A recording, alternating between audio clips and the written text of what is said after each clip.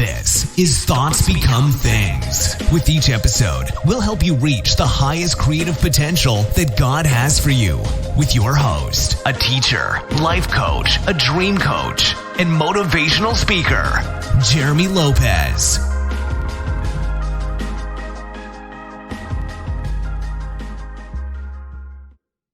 Hello again, everyone, and welcome to another podcast of Thoughts Become Things. I'm Jeremy Lopez, and so glad you guys are here with me today. I tell you, things are going so good, are they not? I mean, you might look at your life and say, well, for you it might be, but for me, maybe not so much. Hey, let me tell you something.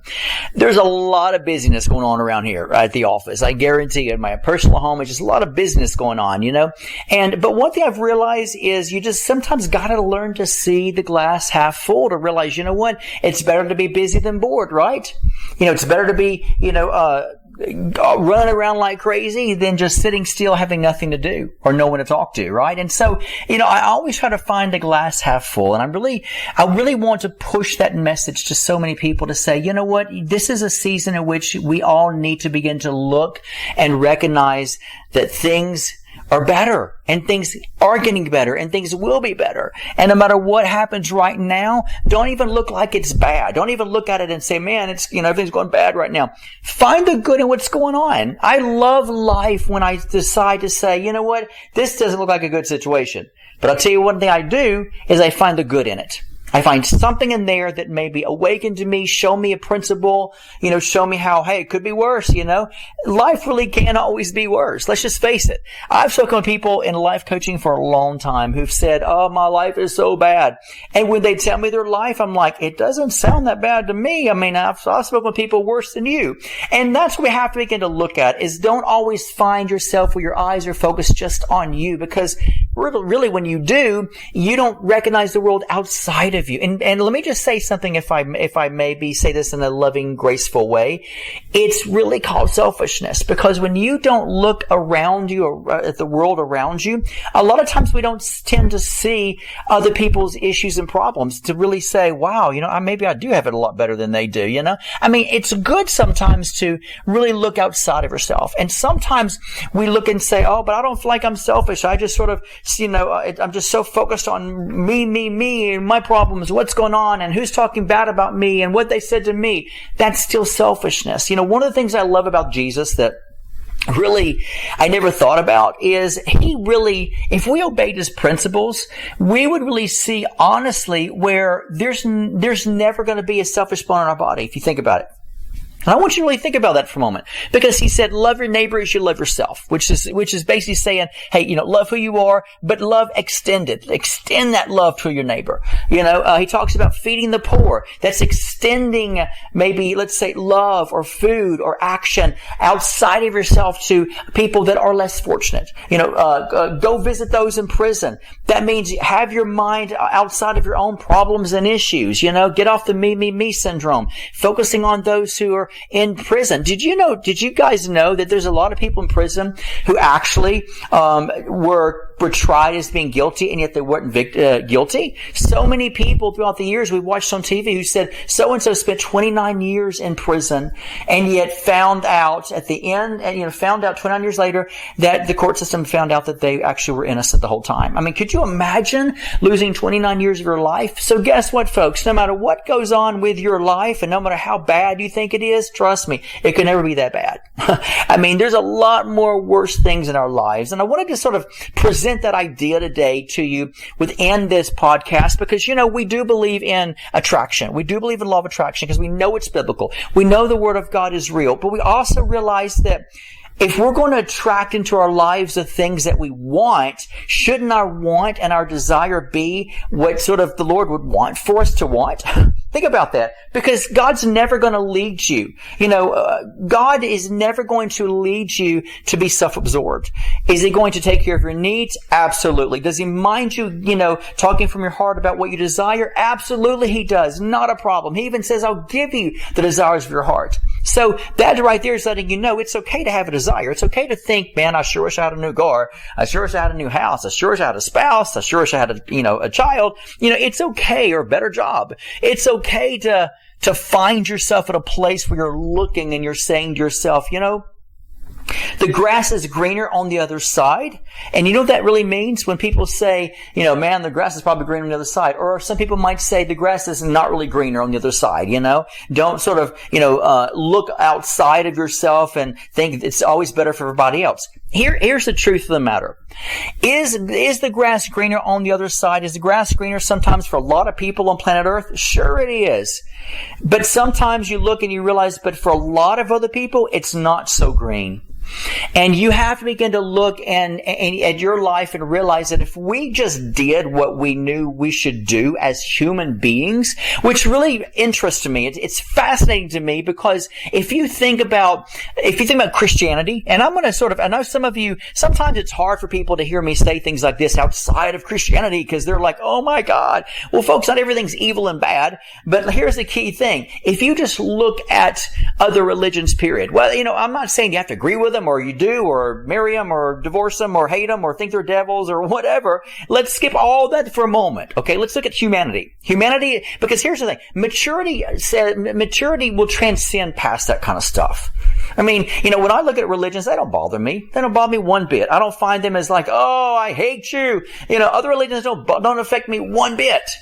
Because it's not even about knowing who I am. It's the fact of realizing in every religion, guess what I find? I find me. Oh my God, what do you mean? I find me. What does that mean? I find humans. I find humans in a belief system, just like Jeremy is found in a belief system as well, within Christianity. So, you have to remember, look past all the things that are blocking you and look at humanity, people. People are people. We all hurt. We all dream. We all, want to experience joy. We all want a better life. And so I look at people in general. So I said that to say this. When you look at other religions and you look at people, okay, make you guys feel better, when you look at other people, you realize that within people, in any belief system, there still finds within the religions or their belief system in which they believe in, is you always tend to find a common thread, which is basically serving other people, loving other people, helping other people, and you find all that stuff. And it's ironic to me because that's what we find in Christianity is serving people, visiting people in jail, clothing those who are naked, helping the widows out. I mean, you find that, transcending in every religion. And guess what every religion is? It's based on people that have ideas that actually have formulated this belief system. So there's always still that understanding that people as a whole that created other religions or whatever they believe, still at the core of it, understand that what makes humanity healthy is serving other people.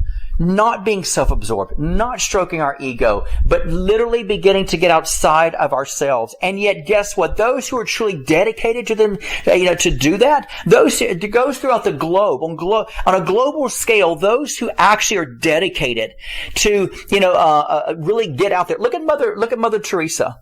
Look at Mother Teresa. She lived a happy life. She did. And yet you would think she lived a miserable life. I mean, my goodness, she was in a different, she lived over in India. She took care of children her whole life. And, and yet guess what? She was happy. And yet she had no materialistic stuff. That many of you are complaining and griping and, oh, why won't God bless me? And I'm starting going, first key I want to say is we need to grow up, okay? We need to grow up a little bit and I'm the same way, folks. I'm the same way because we have to begin to realize at the end of the day, once something snaps back in our brain, we say, gosh, it could be worse though, Jeremy. It could be worse. And then once again, you think about people like her. You think about people, all over the globe. In fact, let me say something to you guys that maybe will help you guys out too. Many of you don't know the story of the Dalai Lama. And you're like, oh my God, he's not a Christian. Well, you know what? If you're too religious to hear me say this, then you know what? You stick with your religion and your traditions that make the Word of God of none effect. But for those of you who understand that he's a man and I'm giving a principle, then those mature people, you're going to love this. Okay. So that's what I'm talking about. That's why I love my audience. Because this audience is just like, hey, you know what? We're not hung up. We're not stuck on things. We know who we are in Jesus, so who cares, But look at the Dalai Lama. There's a story about Dalai Lama on Netflix, and I watched it years ago.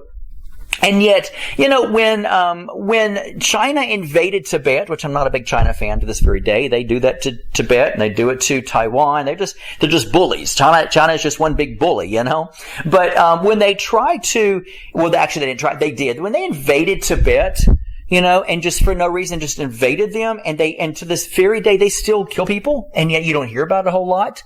But it's true. People who try to flee to get back out of there, they still kill people. My point being is, the Dalai Lama, I think it's back in the 50s or 60s. I don't remember exactly when it was, but he had to flee. He fled, and people who leave Tibet to go to India, they have to climb, days and weeks to go over mountains that the snow is so deep.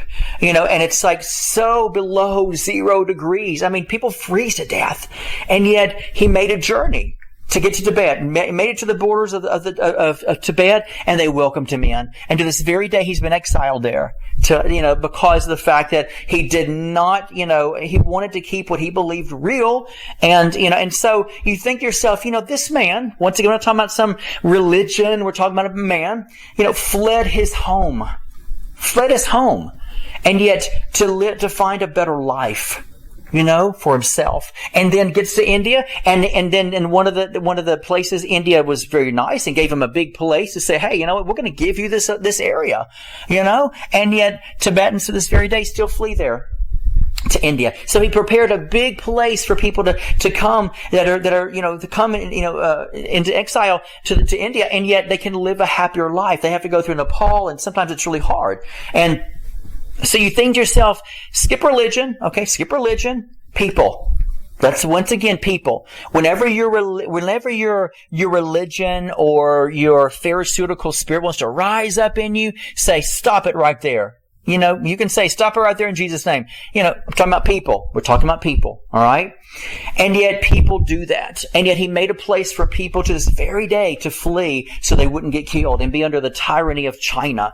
And yet we look at lives and say, you know what? Life could be worse.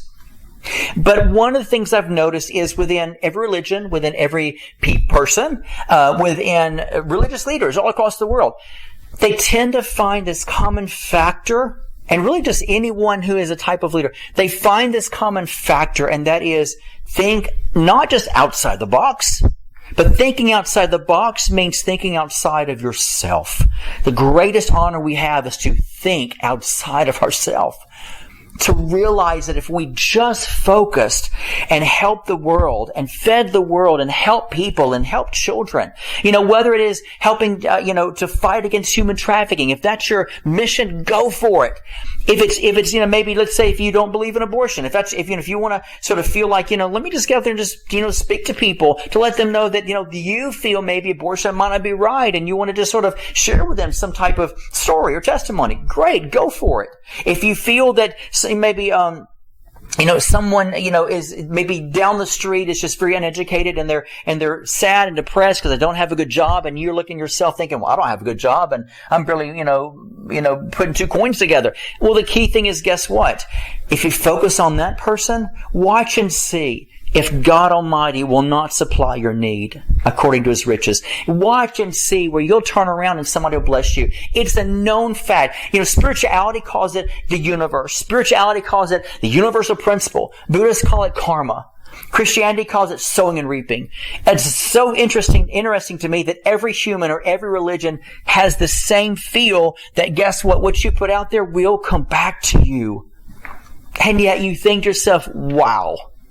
So is law of attraction real in the Bible? Absolutely it's real, because of the fact we understand that God initiated that if you want something, you believe it, you think about it, and if you want service, if you want to make sure your supplies are met throughout your life, go supply the need of somebody else. Watch it boomerang back to you. If you want to be able to attract things, let's say a really pretty spouse, you're like, man, I've been single all my life, I want a spouse, well, instead of always just feeling like you got to just try, I got to find that spouse for me. Instead of feeling like the me syndrome, then here's what you do. Help other people to find, maybe help other people to, for lack of better words, play Cupid for a while and help bring, find them and say, man, I know a great girl for you. I know a great guy for you. I'd love to see guys go on a blind date. I just really think of it would be great. And then you start setting people up. That might not be working too good for some people, but let me tell you something. It's worked many times for me when I played Cupid. Sometimes not, but most of the time it did. But here's what I realized in my life. I reaped everything I sowed. When you begin to take the needs of other people and put them above your own, something, I'm going to use the word magical. Even though that's not a good, maybe the best Christian word, but like once again, if you're religious, hey, deal with your sacred cows. That's your problem, not ours, We have our own sacred cows in our lives. But, for those of you who understand, we're going to say this. It's just something magical just happens. Something powerful just happens where the heavens opened up and God just does something magical, for lack of a better word, something great and something powerful. And all of a sudden you turn around and you realize, gosh, you know what? I found the love of my life. I found the love of my life. I have the dream job that I've always wanted. I never thought I could even get it. And I'm not educated to even have it, and yet I got it. I'm able to go on my cruise that I never thought in a million years I could be on a cruise ship, and yet somebody just paid for it for me. Or I saved the money up to have it done. Let me tell you something. You will attract, folks, whatever it is in your heart's desire that you desire in your life. Anything and everything. And the best way to do it is not just always think about it, focus on it, and become it. That's 100% true. But give it to somebody else where other people are learning to connect their own desires with becoming those desires and helping them climb the ladder to make the connections they need to make it happen. I guarantee you. The Bible says something really cool. That you will never see the righteous forsaken, nor their seed begging for bread. And you know why? Because you extend your hand of servanthood and you find your needs that are so important. Not so important after all. When there's people out there that really need a lot worse than you do. And you'll find your life will be happier. There's nothing more miserable. Let's just be honest, folks. There's nothing more miserable than focusing on my own problems. I could create, and this is how we create and manifest and attract. I could create issues right now. Oh man, I wish I was, 2 inches taller. I wish I could lose 5 pounds. Man. Because see, my mind can think. I'm bald, by the way, folks. For those of you who've never seen pictures of me, which you can just Google my name and there you are. But guess what? Gosh, I wish I had hair. See, I can create problems. I could create a problem right now to say, I wish I had hair. Oh, why don't I have hair? God, I remember when I had hair. Life was so much better for me. I could comb my hair. I could dye my hair. I could do whatever I wanted to, when I was in the 80s and 90s. And you know what? After a while, I'm creating an issue to where it becomes who I am. And before long, I find myself getting down about it, or I can say, hey, you know what? It is what it is. And being bald is popular now. So hey, I'm not gonna fret about it. You know why? Because there's so many other things in this world to focus on. So let me just say this to you guys, to all of you today on this podcast. Don't create problems. You could literally create over 400, 500, 600 problems that you have that you didn't realize you had until you think it through, and then you start creating them. And you give life to those problems, and those problems will grow in you, and before long you will find yourself so miserable because you have all these problems. But guess what? All these problems exist because you started thinking about it and creating them. And if you do have major problems, let's say, that are really just right in front of your face today, instead of feeling like, I didn't feel like I created this, then here's what you do. You just let them dissolve by letting God handle them. And you help other people in their issues, and then watch your struggle of that major problem that's right before your face. Before long, you're like, oh, I forgot I had that problem. Oh my gosh, it was met 3 months ago. I didn't even realize it was met. When you're surprised through and because of the fact you've been so busy helping other people, that's the greatest feeling on this planet, folks. The greatest feeling is, wow, you know what? That was taken care of 2 months ago. It's like talking to someone who's an alcoholic, a severe alcoholic, who's, let's say, gone through AA and been prayed over and just maybe, been, believing God or whatever, and gotten the right people, gotten the right vein of alignment of people that could help them. And then they realized after a while, you watch somebody who was a former alcoholic, and after a while, you find them sort of helping other people who were alcoholics, and all of a sudden they realize, well, how long have you been clean? I've seen this happen many times, folks. How long have you been you've been sober? That's the thing. I think clean would be drugs, but they might say, how long have you been sober? I don't remember now. It's been so long ago. That's when you know someone is not so much into themselves. When you just let things dissolve. I'll close with this. One of my favorite scriptures in the book of Revelation, which Revelation's complicated for a lot of people, but it says, heaven and earth shall pass away. And you think to yourself, what does that mean? And then it says a new heaven, a new earth wherein dwelleth righteousness. Well, because old things just pass away when you learn to forget about them. They just learn to pass away. And then new things arise that are beautiful to focus on. I don't have time to look at the valley when there's a mountain on the other side of that valley that's absolutely breathtaking. I don't have time to look at the situations around me of, I wish I had 3 million instead of this amount, or I wish I had 10 million instead of this amount, when it's just not worth it. Let me just dissolve how much money I have and just keep on working and keep on helping other people and giving money away and helping other people. And in the back of my mind, maybe, I'm still stashing money in a bank account. And I turn around one day and I'm like, oh my God, I actually have it. I actually have that kind of money. And, that's the goal that all of us want to be able to achieve, is when you surprise yourself. And the only way to surprise yourself is just forget about it. Forget about it. Focus on other people. I guarantee you your heart will love that. There's nothing better than loving other people and me and my heart diving into them saying, oh my gosh, this breaks my heart. What can I do for them? I tell you what, let me see if I can call somebody. Let me see if I can bring them some dinner tonight. Let me see if I can do this. All of a sudden, my creativeness is no longer about me. I start creating a life better for them. And at the end of the day, my heart is going to be happy, and I'm going to lay my head on the bed knowing that I helped somebody to start living again. It's the best feeling, folks, you can ever have in your life. So think about that today. It's a great feeling, trust me.